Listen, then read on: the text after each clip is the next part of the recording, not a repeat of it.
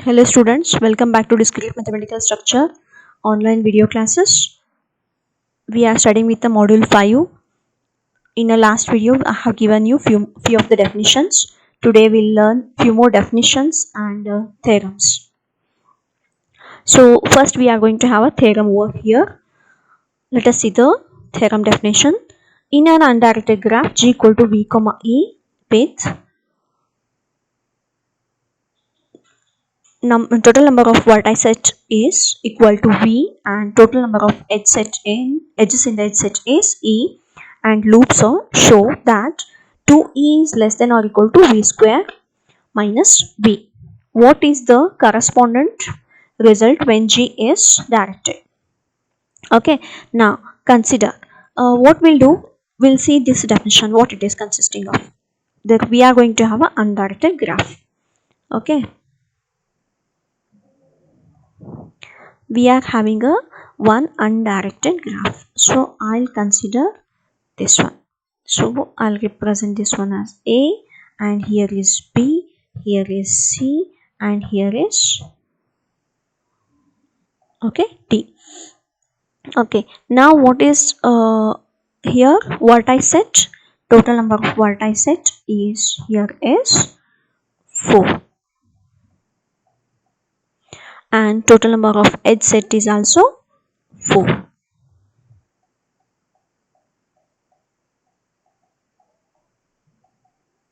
Okay, now if it is a condition and if there might be a loops, okay, then show that 2E is less than or equal to V square minus V.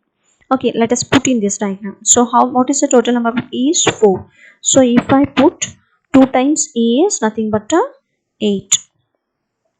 8 equal to, or 8 can be even less than or equal to, sorry, this is less than or equal to V square. What is V? 4. 4 square means 16. Minus 4 means 16 minus 4 is nothing but 12. Okay. So if I consider here, consider there is a self loop.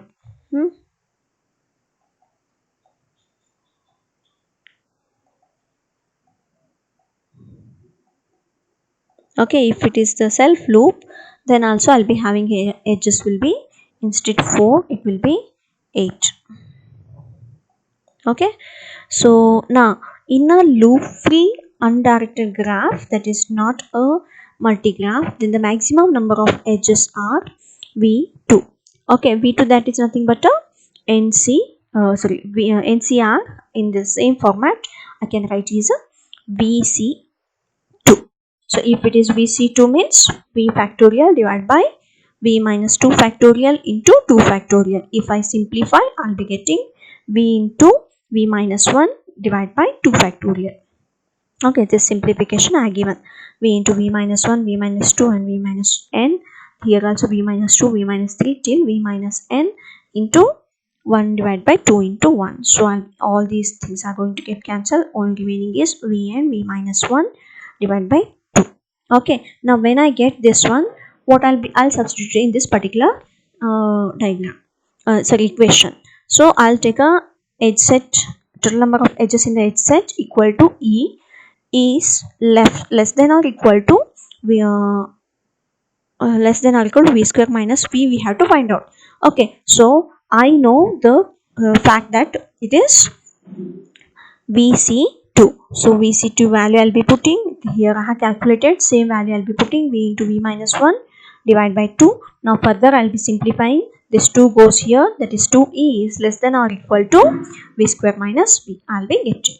Hence we can say is in a loop free directed graph we will be getting E equal to less than or equal to V square minus V.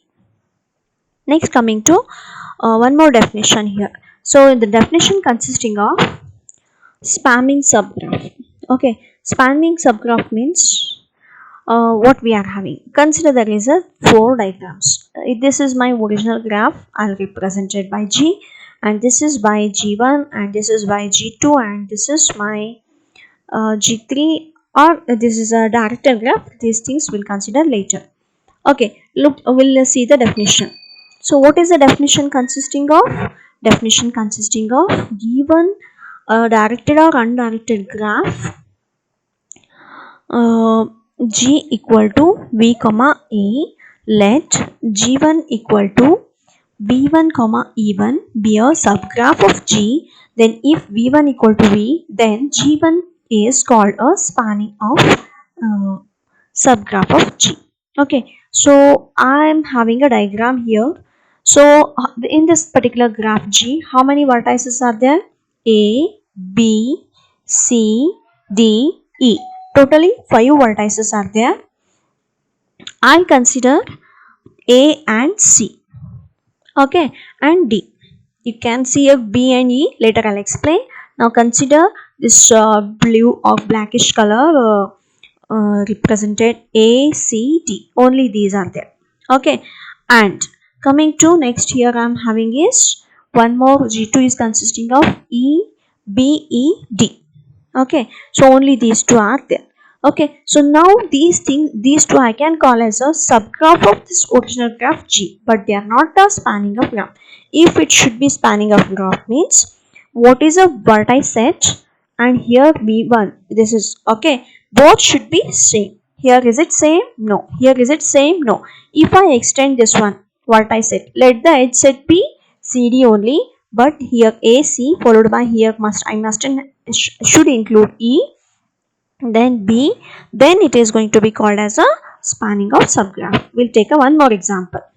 So here this is with respect to undirected graph, and here it is directed graph. So in this directed graph, what we are going to have? Okay, so this is a graph A, B, C, D, E. There are again 5, and I have taken all the vertices, but the edges only few are taken. Here also all the vertices are taken, but edges few are taken. It is mandatory that all the edges should be taken, whereas all the vertices must and should be taken. It's not mandatory all the edges should be taken. This is coming to directed graph. In directed graph again there are 5 vertices. You can observe here also all the 5 vertices are there. Here, here, here, here and here. And in this condition also all the vertices are taken.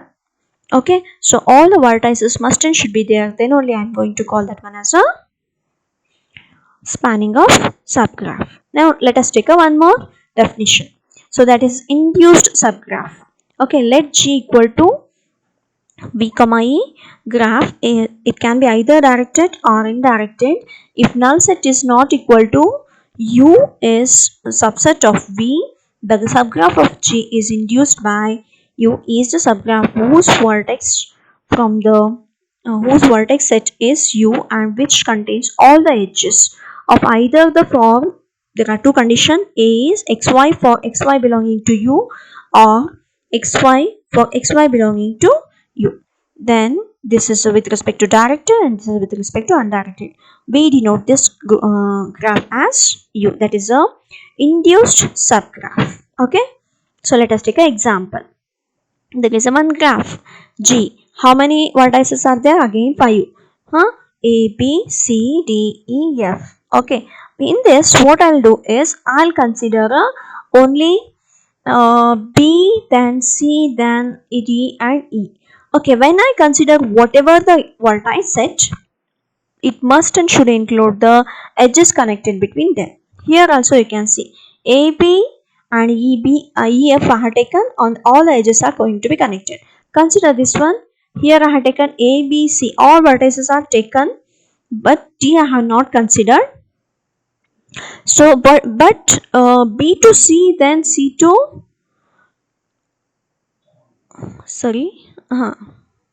B to C and C to F is there. Okay, so that is not going to be having here.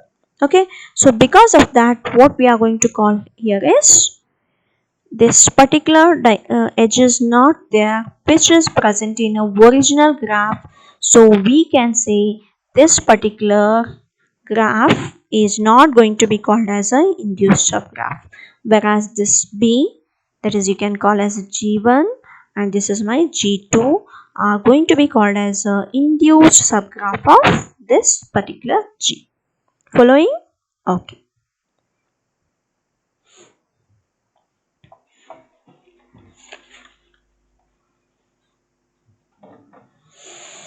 Thank you.